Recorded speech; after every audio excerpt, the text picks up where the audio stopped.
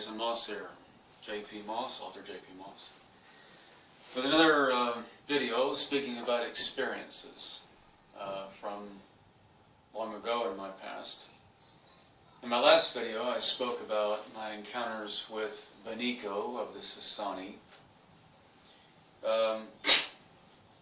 as Bashar calls them now. They're known as the Shakani. I realize, of course, these are names you could find somewhere on Earth, and you could probably find reference points to here and there, but as I said, this civilization is using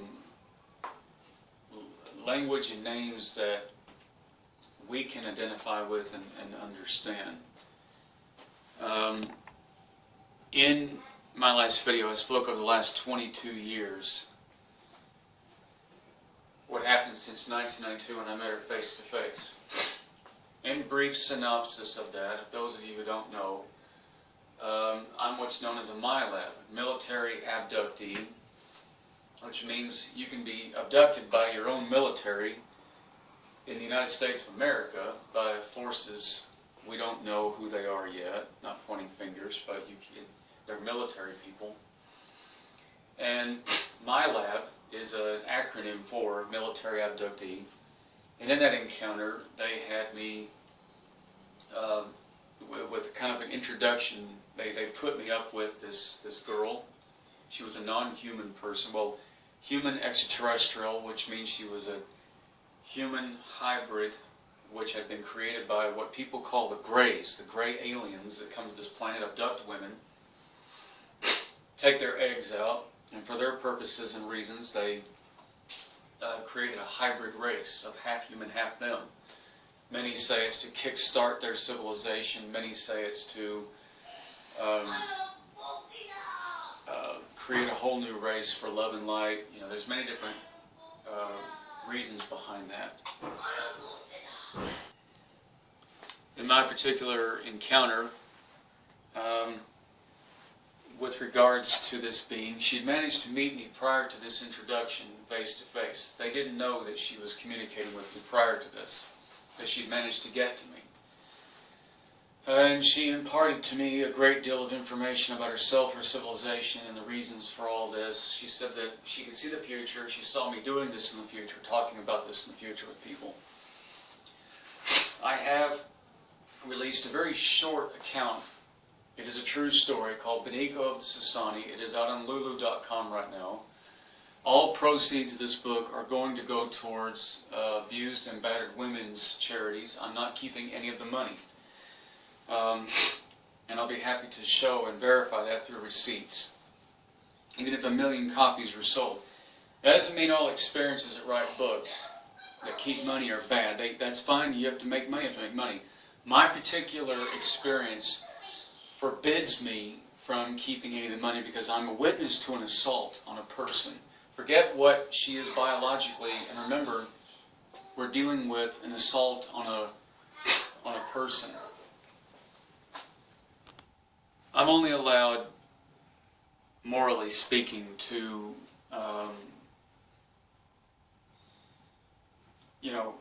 make the book, the money comes in, and put it where it needs to go. If you witnessed an assault on somebody or something horrible or brutal happened, you don't want to keep any of the money. If you have an encounter with aliens or extraterrestrials or whatnot, and it's not like this kind of incident, then by all means keep it. We all have to make money.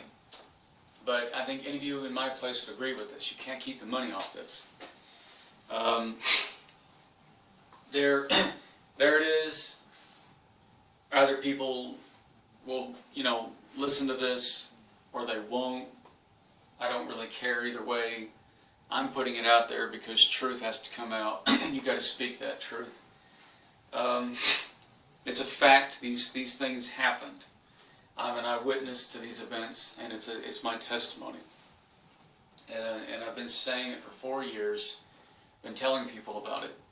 Though there have been experiences with her since, I think the important thing about my getting this message out is to be saying to everybody, there's no need to be afraid of them. And I'm hoping in this activist kind of way that I can prevent further people like her from being harmed by those in the intelligence community who, for one reason or another, end up having them and take them into custody. I don't want to see that happen again.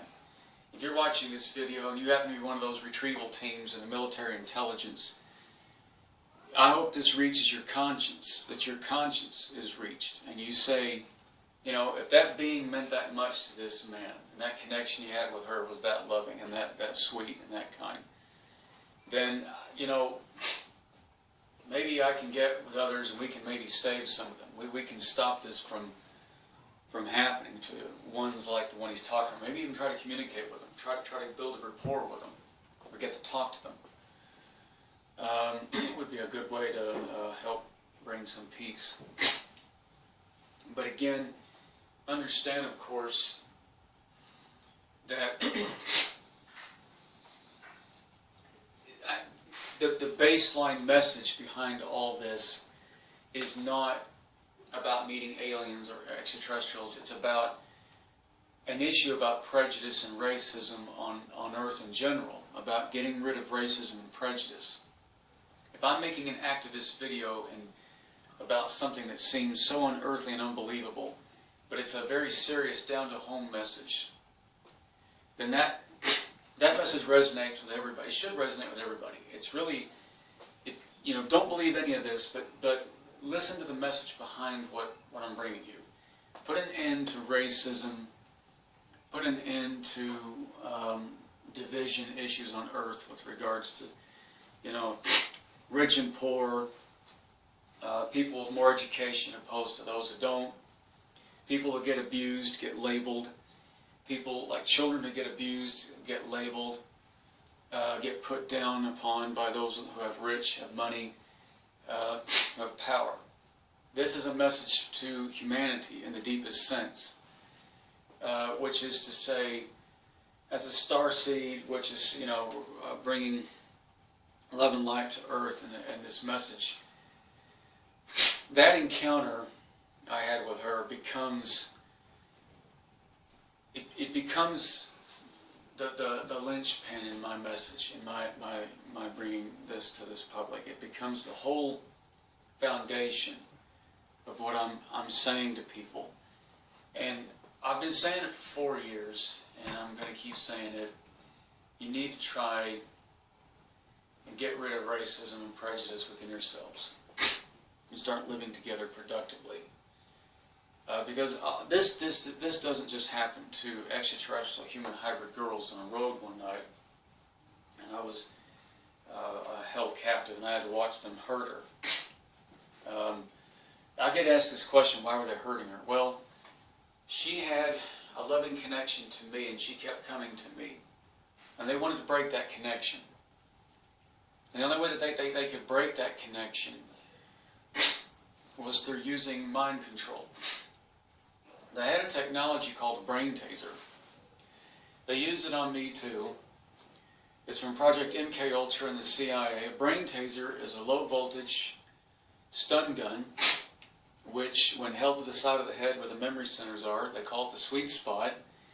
You can shock somebody and cause amnesia, retrograde amnesia, anterograde amnesia, which is short-term amnesia. And that amnesia, your memories will come back confused. Now, it's like the bad guy giving away the plot in the storyline. I don't know why, but this one lady is telling me, we're not going to kill her. We're going to mess her head up. When they get her back up there, they're going to read her thoughts and think that you did this to her. And that was going to help prevent her from coming back to me. And that would serve their purpose. It was more important not to kill her, but to do this to her mind. So what I witnessed was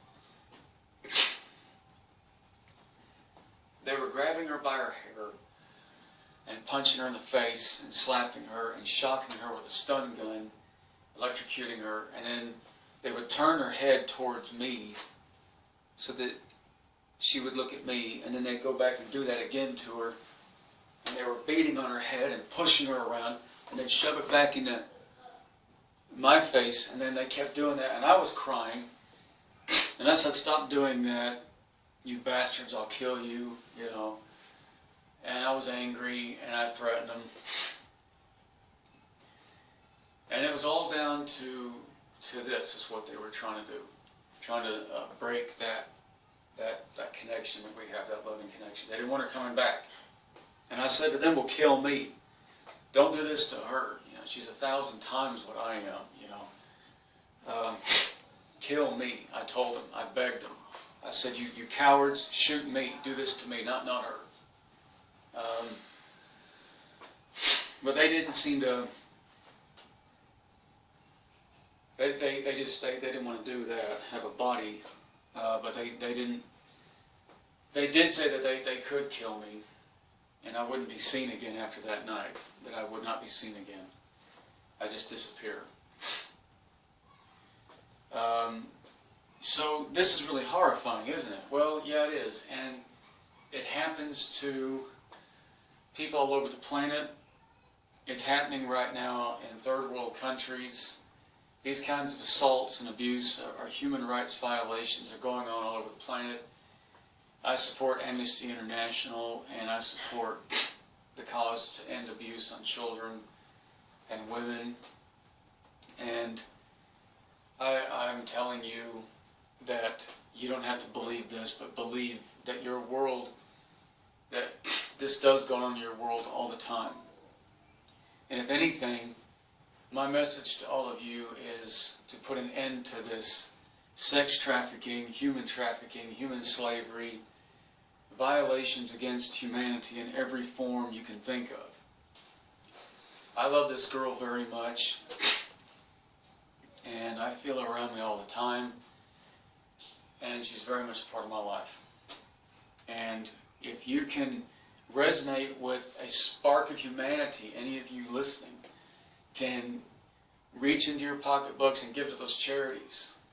Don't give to me, give to those charities. This is an urgent message I've been bringing to you for 4 years on Facebook, on Twitter, and in my own books. I've been telling you, you have to stop this. You have to put a stop to this. I witnessed an assault by people in uniform who call themselves American soldiers. Alright? And what rights did this girl have on this planet? She wasn't any kind of a citizen of America or even on this planet. So how can I defend her? How can I bring her justice? What can I do? What can I do other than do this? I have had everybody leave me. My Facebook, the Who Deleted Me application shows who's going. And it's a list of friends and family I grew up with. You know, I can never go back to the fire and rescue service because they think I'm out of my goddamn mind. I have lost my reputation with these good people I grew up with. I was a teenage volunteer fireman at 16. And I left that at age, I was in that till 20. And I went in and did search and rescue until 25. You know, I've got a briefcase full of certifications that will back up what I'm telling you. I can fax those to you. I can send you copies. These are all real. I am who I am who I am. And I couldn't save her that night. You know, within me, the moral obligation must be met. I can't go back there and change. This is something that's sitting there. I have to relive this. I have to go through it in my mind. It plays when I don't want it to play in my head. It happens again and again. And there are times when I'm hurting or I'm crying and I feel like a complete loser, like I failed. I'm worthless, and I'm a worthless piece of crap. And I feel absolutely less than dirt. I feel like I'm below dirt. I mean, I'm a victim too, having to see this. And I'm telling you, I am telling you, by God, I am telling you that this has to stop. You have to stop what they're doing. You have to bring justice to everyone. You have to be human. You talk about humanity, then be humanity. Don't segregate that into sections. Well, biologically, humanity is defined by this. It's defined by, whales and dolphins are humanity. They got feelings too. I mean, this these cats here. This video comes to you with love and hope for humanity and everybody. And hope for a better tomorrow. And that we can all get along. You know, as there are people gossiping and lying about me, writing all over the internet and Facebook, calling me all kinds of things, claiming to be talking to me when they're not, claiming to be, oh, I've been talking to him privately and he's been saying this and he's been saying that. Oh, really? And idiots, listen to this. You are idiots because you need to listen to your heart. You know, you really think I'd be saying things like that and to make these videos? What's the matter with you? I just told you. I'm putting my name and my identification out there like this in front of all the people I grew up with in Azle, Texas, who were firefighters and police officers, family and friends that are now gone. Why would I say something different to somebody privately? Okay, don't listen to the gossip. Don't listen to the messenger. Listen to the message. Get rid of racism. Get rid of hate. Put an end to this. And if those of you working in the black ops programs, black operations, deep under naval intelligence and those operations dealing with these beings, I'm telling you, what you're doing is wrong. Change your ways. There are those who are working for evil, those for good in North America. And those of you in the good, you know what I'm talking about. Then you're cool. You're alright. But those in the bad, reach within yourself, have a conscience, and stop doing this. I love you all.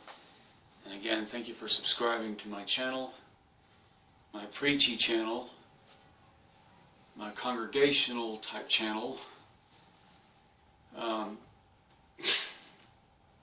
I always thought I'd never end up being a reverend. When I was young, I wanted to be a priest, I wanted to be a reverend. I didn't think I'd end up doing it. And it's funny how things turned out the way they did.